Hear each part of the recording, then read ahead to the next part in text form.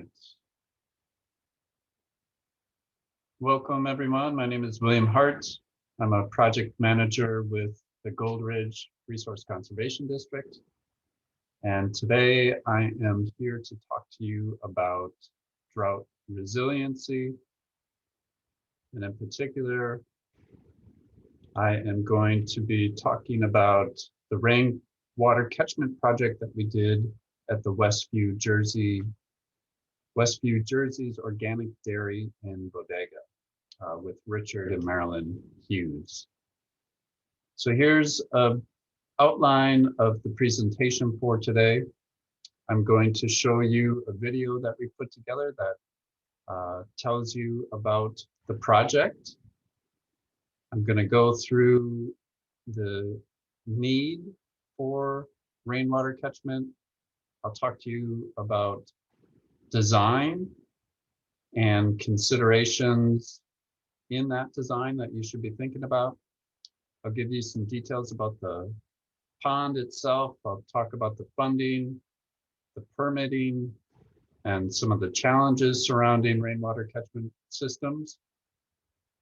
And then since I'm presenting this information to you remotely, Richard will be in person with you to give you his perspective and then follow up with some questions and answers from the audience. So once again, my name is William Hart. It's my pleasure to be with you. I'm sorry that I can't be there in person, but let me just jump right in and show you the video for this project. We're here in town of Bodega. We have 182 acres, and we have a organic all Jersey dairy. We milk about 200 cows, and we raise all of our young stock here. Our property is on Salmon Creek. We've been here for 40 years, and 4 times the creek has gone dry. Water is always an issue, and if there's some way that we can save the water, I think that's a real positive thing to be able to do. In northern coastal California, where we have winter rains and then a long dry season. And during that long dry season, when the water is scarce, the demands are even greater. We were trying to find ways for people to have all the water they needed without taking it from the creek or from the groundwater.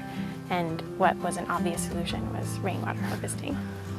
And so we looked for some of the largest water users in the watershed, and Richard as a dairy was one of them. His dairy uses 7,000 gallons a day to water the cows as well as to operate his facilities.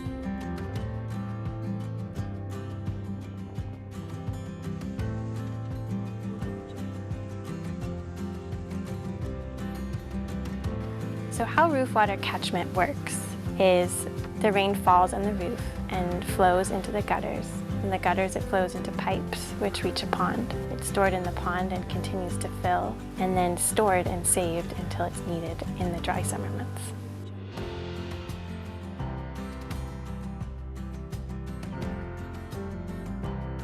Using all of the roof space from all of the dairy buildings, we were able to collect 1.4 million gallons, enough water to offset his 7,000 gallons per day over a 6-month period that he needs to use for dairy operations.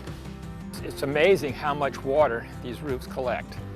So this is one way in order to capture it, to be able to use it for the animals and for a business, and then also in help the wildlife in the creek there. Projects like this pond could be very useful for other ag operations because we've just gone through a several-year drought, and this may become the new normal. Most dairies are short of water, and I think a project like this would really be an asset to them. I really do.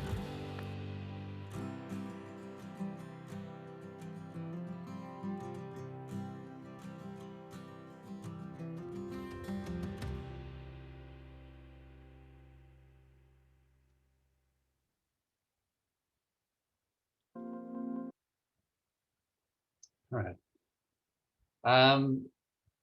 So that video is on our YouTube site. It's also on our our website, the RCD website as well. So I'll make sure that I share those links with you if you would like to watch that again. So the goal for this project, as was stated in the video, is to replace the dry season riparian diversion that was happening. So this dry season, we're talking about the period between June to October. The project needed to provide a reliable and safe source of drinking water for the livestock. And the purpose of the project was to address the issue of low flow during the summer conditions, when that rearing habitat for salmon, for coho salmon, is so critical. Critical that there is flow and water in the system. So once again, we're trying to have water for both humans and coho salmon. And this is achieved through planning and then the management of our water supply. So it's important to point out that as a riparian landowner, riparian parcel landowner, that the dairy has a legal right to be able to divert and store that water and to use it. Now, Richard took a step towards the RCD and expressed his interest in pursuing this project. You know, Richard's willingness to be a project partner and project collaborator, his willingness to participate is really the key that made this project happen. So there is a forbearance agreement in place that limits Richard's ability to pull from the creek between May and October. There is monitoring of the stream flow, both upstream and downstream of the project site. And this project is, you know, it's part of the RCD's water conservation program. We've implemented a number of residential scale rainwater catchment projects. We've also done it on another ranch in Bodega. We've worked with the Bodega Fire Department. There's been a number of projects throughout our district and also throughout Sonoma RCD's district. So, you know, there's a lot of factors that go into the appropriateness and whether or not the feasibility, I guess, of a rainwater catchment pond. You need a appropriate site. In our case, we had a site that, you know, it was situated so that we could locate the pond below where those buildings that were catching the rain off of. So this is a gravity-fed system. So the rainwater is diverted through those pipes, it's conveyed to the pond, and it's all just gravity-fed that's making that happen. There are endangered coho salmon in the system, so that made it a priority for the funders. You know, their adaptability throughout just the design and through the implementation process. We learned things and changed things as the project was unfolding. Like one of those is that we had originally designed for the conveyance pipes to be above ground, making their way from the downspouts and making their way over to the pond. Richard offered to remove concrete in different sections so that we could place those pipes underground, which is a much better location for those pipes. We also changed, there were just, I guess, numerous things that we were able to employ adaptive management as the project was unfolding. There was a lot of trust in the relationship between Richard and the RCD. There was a willingness to experiment on Richard's part. And, just the fact that there was funding in place for both the planning, the design, and then also the construction. So it's really all of these different factors that made the project happen. So this picture is showing the overall, all the different funding sources that we were able to utilize for this project. The red figure is the Department of Fish and Wildlife. They provided the largest portion of the funding. This was through their fisheries restoration grant program. And then we had two smaller relative to DFW. We had two funding sources through the State Coastal Conservancy. We also were able to get cost share and then also technical assistance through the USDA, NRCS. And then we were able to use some of the North Coast Integrated Regional Water Management Program. That is the North Coast Resources Partnership funding. So the total project cost was close to $1 million, $905,000 so if you calculate that out, 1.4 million gallons divided by that project cost, it's about 65 cents per gallon. But if you spread that out over 20 years, it's about 3 cents per gallon. Compare this to a water truck currently. I've been involved in a project where we are paying about $225 for 3,500 gallons of water. That comes out to be about 6 cents per gallon. We would need 2 of these trucks every day for 6 months to be able to cover the the daily water needs of the dairy is 7,000 gallons. So just some reference there.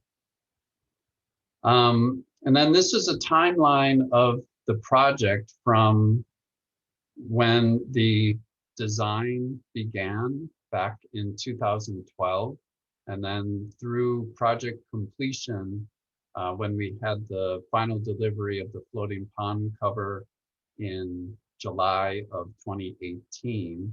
So that's a 6-year time period. We started the design in 2012. Construction and funding, when we had that in place, actually occurred in May of 2015. Construction of the pond was completed by February of 2016. But so this was a long-term project, 6 years in the making, or 6 years in the implementation.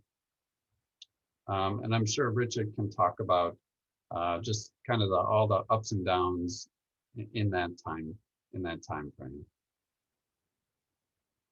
So now I have some pictures to show you. This is a picture of the before conditions, the location where now the rainwater catchment pond is located. This was a kind of an auxiliary manure pond that was on site. This is a picture of the pond as it was being constructed with Schaefer Engineering are the folks that did the actual construction. And then I have some pictures of the changes that we made, like in the gutters and in the pipes that convey the water to the pond. So this is a before picture. You can see that I think there are just 2 downspouts that were originally on this freestall barn. Richard was using that white Schedule 40 PVC pipe as his gutters. And then we changed it to, this is Schedule 80 PVC pipe. That is the gray pipe that's there. So there's some new rafter tails and a new fascia board that went in as well to support those gutters. And we increased the number of downspouts from 2 to 4. So maybe I'll just show this again. Here's the before, and here's the after. You can really see the difference in those rafter tails and then the fascia board. And this is the actual the fabrication that happened for those gutters. It was just a solid piece of Schedule 80 pipe that they were able to rig up this this contraption to be able to cut the pipe and fabricate those on site. So then so like I said, these pipes were cut, and then the guys that put in the gutters came up with that small piece of white PVC that's around the bolt that is the gutter is attached to that fascia board. Since we cut that PVC pipe, it had a tendency that it wanted to twist and turn and close back on itself. So these white PVC pipe, little pieces of PVC were placed in there to keep that gutter spread and keep it open. And then here's a picture of the pond just before, or actually on the day that we were installing the pond liner. You'll notice some of these black pipes right here. These are vents that are all underlaid beneath the pond liner. The pond liner is right here. It's ready to be rolled out.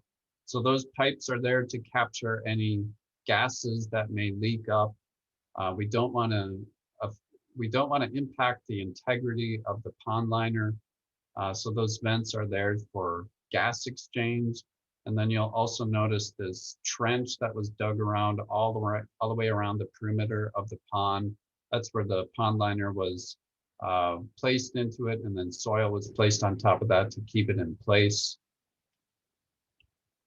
Here is the pond after one of our first rainstorms. So the pond is filling up with water. You can see the pond liner has been installed. And then another part of our project was we had to deal with the evaporative losses from the pond. There was no evaporation pan data in the bodega area. There are 2 reference sites that we use. There was a site up in Healdsburg where there is some data from that. And there was a site up in Ferndale. So the site in Healdsburg estimated evaporative losses is 61.7 inches per year. Now that site is hotter and sunnier than Bodega. And then the site in Ferndale was about 31 inches, and that's cooler and foggy. So our educated guess was to use 48 inches per year. And to address those evaporative losses, there is a floating pond cover that is over the top of the pond. So these are just a bunch of these are just plastic pieces. It's a rhombus shape. So they are all just individual little units that float. They provide coverage and keep the water covered so that we are limiting loss through evaporation, loss through the sun, And then also, when birds are flying up overhead, they're looking down and they're just seeing this black surface. They're not seeing open water or, possible habitat for them. So this is the floating pond cover. Permits. What kind of permits were required for this project? So the big one, I guess, or the first one that comes to mind is CEQA. CEQA was covered through the DFW, through the Department of Fish and Wildlife funding. So that included both the biological and archaeological surveys that go along with that. The Water Board, we had a erosivity waiver that was in place because of the SWIP that was part of this project. So a SWIP is a stormwater pollution prevention plan. So we had a staff member who was SWIP certified, and he was able to put together the application for that. So there was just a $200 application fee that went along with that to the Water Board. The RCD has an exemption that we qualify for the county grading permit. We just needed to provide permit Sonoma with copies of our construction plans, and then also the estimates on how much soil was being moved. There were no water rights that were needed because this is a rainwater catchment system. So this is there's no Department of Water Rights permit or anything needed. It's in California. You're able to store and capture rainwater. It's not regulated. And in some states, rainwater is regulated, not here. Since this is a publicly funded project, there are prevailing wage requirements. So this was the contractor who did the implementation had to comply with those prevailing wage requirements and the reporting requirements that go along with that. And there's oversight from a prevailing wage outfit that we were contracted with. And then also there was, since we were able to qualify for NRCS funding, there was additional engineering that was required, engineering review, and then also just we had to comply and meet the NRCS engineering standards for this project. So what are some of the challenges that are associated with rainwater catchment systems? It requires a lot of roof space in order to generate the volume of water that's needed. I think dairies are uniquely situated to be able to generate the amount of water that's needed. There are 5 buildings that we're catching water from for this project that are contributing flow into that pond.